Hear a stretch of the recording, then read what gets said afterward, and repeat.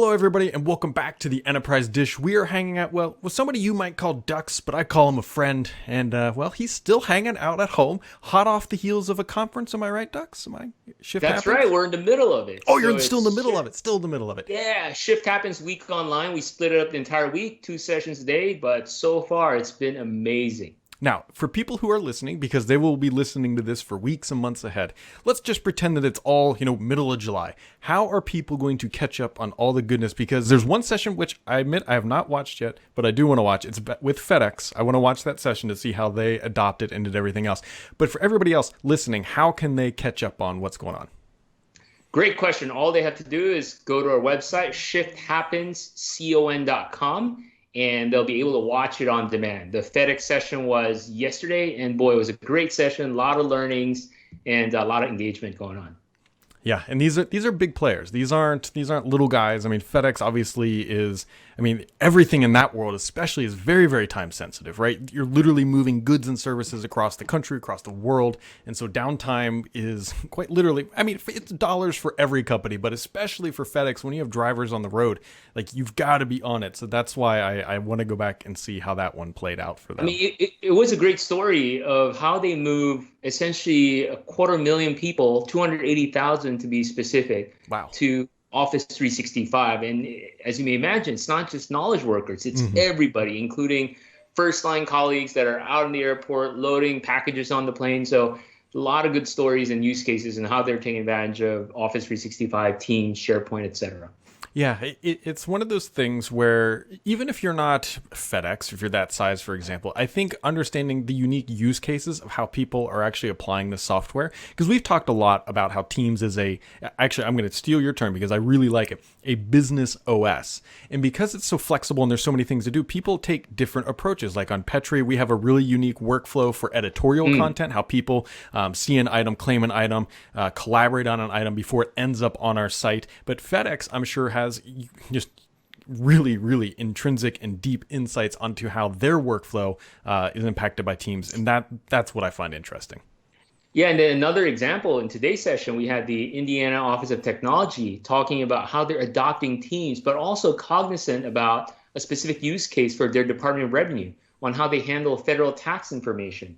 So that's something we talk a lot about, compliance, regulation, security, but they walk through how they're leveraging Teams, but also making sure that they comply with FTI regulation or handling sensitive information as well. So I encourage everybody to watch the sessions on demand. It's been amazing, practical. Let's just say it's not your typical Contoso session. Or what about a Northwind Trader session? No, we didn't get them this year. Oh, we didn't get them. Hook, line, and sinker. But that is good stuff. Those links, by the way, everybody, as we always do, will be dropped down below so that way you can catch up because it's definitely worth your time. Unfortunately, I wish we could have been there in person this year because we had a heck of a time last year. But, given the current environment, no big surprise that we all got to watch from a little bit further away this year. So, yeah. Here we are. Dux, couple news items that I think are very notable. Sir. One, I'm curious to see if you will use this in your family. We're a little bit mixed in our household, but Teams, the platform that we all love, is now technically available in a preview state for home usage as well. Yes. The idea is that you can just log in with your MSA, or you can sign up through them with just a phone number and then take Teams that you use at work, at least many people do, and then use it for your personal life. I'm curious to see, do you think you will be able to use it at home? I think I'm able to because today, here's the use case. Me and my wife, we have a Samsung Galaxy phone. Mm-hmm. My son has an iPhone. My daughter's an iPod. She doesn't have a phone number yet. Mm-hmm. So imagine how we all collaborate, right? We can't use iMessage. Yep. We can't use WhatsApp because my daughter doesn't have phone numbers. So what we actually use today is Skype. It works well. Okay. Yeah. But Teams has more capabilities. So Yep. I'm assuming, I haven't tried it yet, but I'm assuming the fact that my daughter has Windows ID or Live ID or whatever it's called now, Microsoft account, she should be able to log into Teams. So Yes. I'm excited about it. We're definitely going to try it. Yeah, I'll be curious to see. Now, we in our household are a little bit different because one, my daughter is quite young. She she does have an iPad, but it's not really, we're not collaborating on anything about who's where in the world. But we're primarily a text message family because we all have iMessage. And so it'll be interesting to see. I think Microsoft's got a good pitch, right? Their last public number was 75 million daily active users at work. And I think they're hoping that they can get people just to click their little face icon, switch to their MSA, and then go through their own productivity schedule. It's honestly not a bad pitch. I think that's why I was real curious to see how you guys take on it, because every household is obviously going to be different. But at the end of the day, I think it's a smart move. We'll just see how it plays out. It is. I think it will work because OneDrive's already like that, right? So if you have the OneDrive app, it's easy to switch between my Office 365 OneDrive, my personal OneDrive, where, by the way, all my pictures back up to. Yep. So my family, as I subscribe to the Microsoft 365 family plan, everybody has OneDrive. All their precious pictures that they take on their phone gets backed up on OneDrive. So I think this idea of personal and work on Teams, I think it's going to work.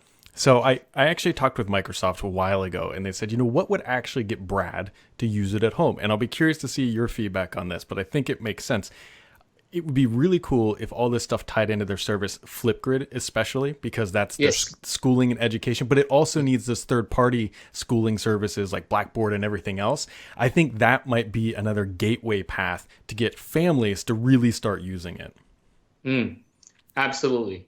Yeah. I'm excited about it, so we'll see. Yeah, we will see. We will see other things that are happening, and this one is actually quite good. I honestly thought it did happen, but it hasn't yet. But To Do, the personal task list and all that good stuff, is going to make it so much easier to be used at work now. It's going to now let you share those lists with your Office 365 account.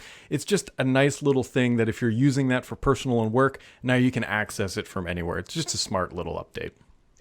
Yeah, I love To Do since their acquisition way back when, but I think the deeper integration and really the way I look at To Do now, it seems like it's a tasking service across Office 365.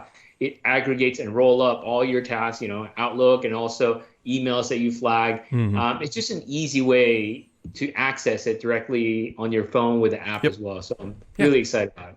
Yeah, it's the way I pitch it to or tell people about it is like, look, if you're already using Office 365 and you have another task list, just give To Do a shot because it's going to make your life just a lot easier, candidly. I think it's just the best way to describe it. So it's good stuff. Good stuff. Absolutely. Speaking of other good stuff, Ducks, because I can't verify this personally, but I have a feeling that Microsoft has loaded up people working on Teams features like 10 to 1, like what it was probably a year ago, because they are rolling out stuff like crazy. Skype Teams Federation is now complete. So hopefully, as long as, that's working on everybody's tenant and it's enabled, by the way, you got to make sure you turn that stuff on. You should be able to access those Skype contacts now from inside of Teams. Just another little thing. So wait, I got a question for you on that. Yeah. So now that Teams Personal preview is coming out, what's the play now with Skype Consumer? Do you want the company line or do you want the opinion? Whatever you can say here. The technical company line is that, hey, we are going to keep supporting Skype Consumer into the future. That is what they keep saying. I have to believe that there's going to be one day, Ducks, you go double click on your blue Skype icon on your desktop, and as it's opening, it turns into purple, and you're just using Teams, and you just don't even realize it. There's no reason for them at this point to keep Skype Consumer around. Now that they've got this Teams, they're going to get it up and running and make it smooth and have it on every platform, and then I think we'll just see that migration happen. And it's not unprecedented. Microsoft's done it before. If you remember, MSN Messenger got absorbed into Skype, and so I think that's where they're headed. It only makes sense.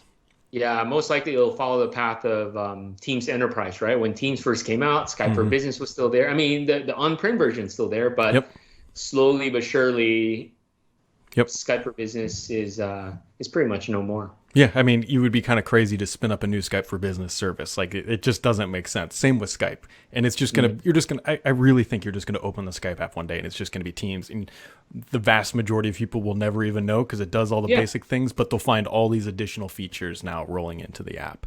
So yeah, it's sentimental to me because it's such a good brand. I've been using Skype even before Microsoft bought it. So yeah, I guess it's like ICQ, right? When I started my first IM. Wasn't Skype based out of London initially? Wasn't it? I don't think it was. No. It's I think Sweden or Sweden. I knew it wasn't a U.S. company. Yeah, And then ICQ way back, I don't know if you remember, this I is remember before ICQ. AIN. Yeah, it was an Israeli company. So Man, so this is like a throwback. My brothers and I used ICQ, and if you ever sent somebody a file, it had this really unique dialogue where it said incoming file transfer. oh yeah. But what my brothers and I would do is we'd run into each other's rooms and like crank the volume up before sending that. And so like you'd just be typing along and then you just get this incoming file transfer bomb and it would just be massively blasting through all the speakers. Man, that's an old one. But Dux, I have a question for you, and Yes, sir. this one comes from a reader, and this one could be tricky because I know enough about tenant to tenant stuff, but I don't know a lot. But Mr. Greg asks, he says, our company acquired a smaller firm with about 30 Office 365 seats, and we are trying to decide the best path for migrating this data to our larger tenant. Does Dux have any recommendations? So there's two answers, right? The first answer is if you want to use the native way of doing so. So the way you do it is workload by workload. So for example, there's guidance out there, and we'll put the link here on how you move mailboxes from one tenant to the other. And there's guidance out there how you move SharePoint Online, OneDrive to OneDrive, etc.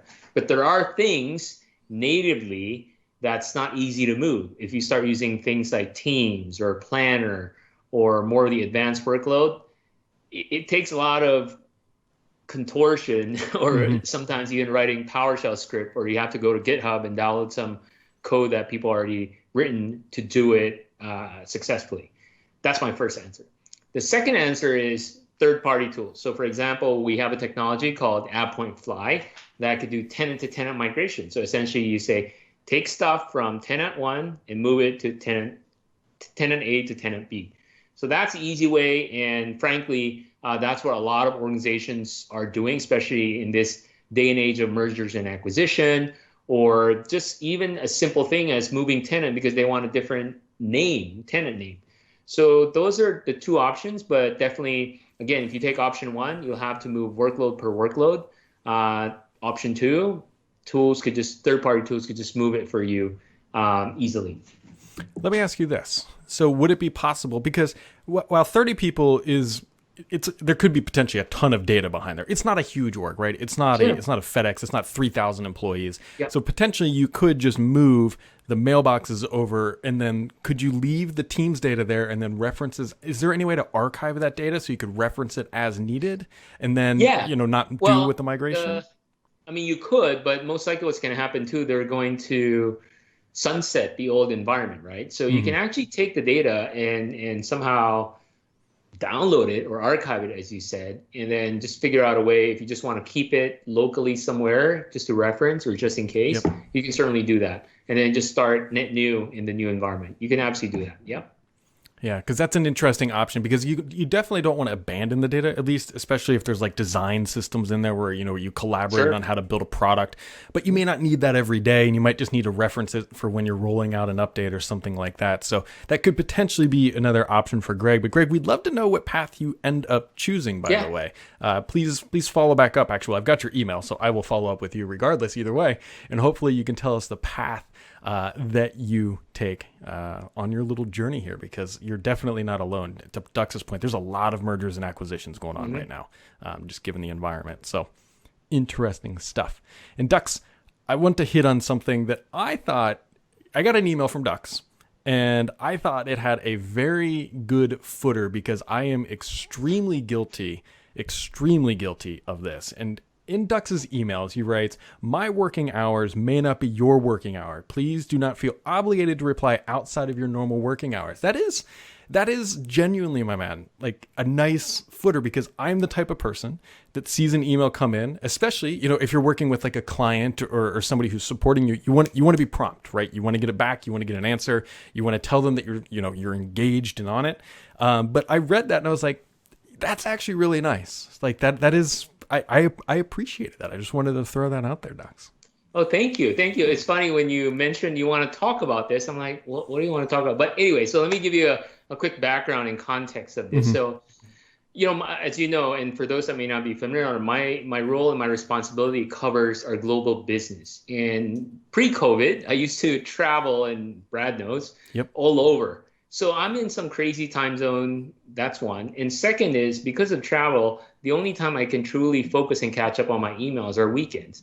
And I noticed that, especially when I catch up on my emails on weekend, my intention is not for people to respond, but I just want to get it done, get it out of the way. Sure. But I noticed, especially my team, colleagues that's a part of my organization, early on I noticed they would respond, and I say, hey, no, don't worry about it. I don't need it right now. I just want to get this email off my inbox. But again, I can only do that so much because it happens all the time.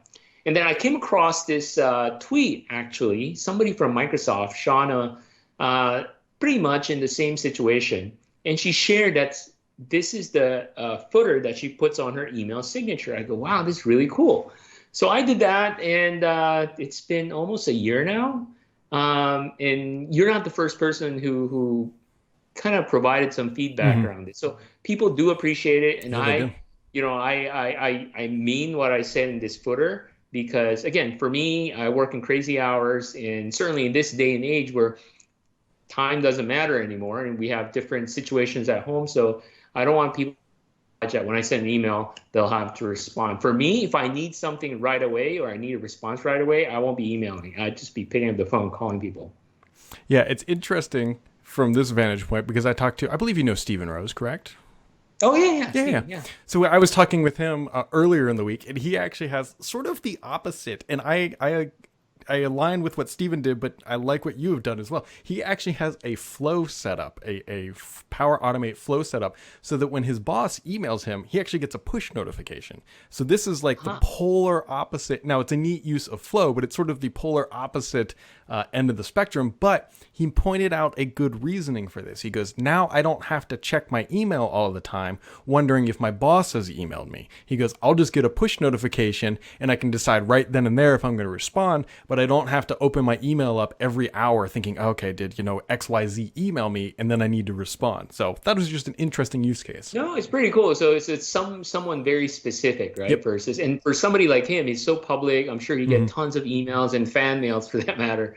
So I think that's a great use of technology. Yeah, it's just different ways people think about it. And when he initially told me about it, I thought, oh man, this is like getting more addicted to email. But then he explained it in that way that, hey, this is actually reducing my addiction. And I was like, that's actually kind of brilliant. So it's just different ways, different people.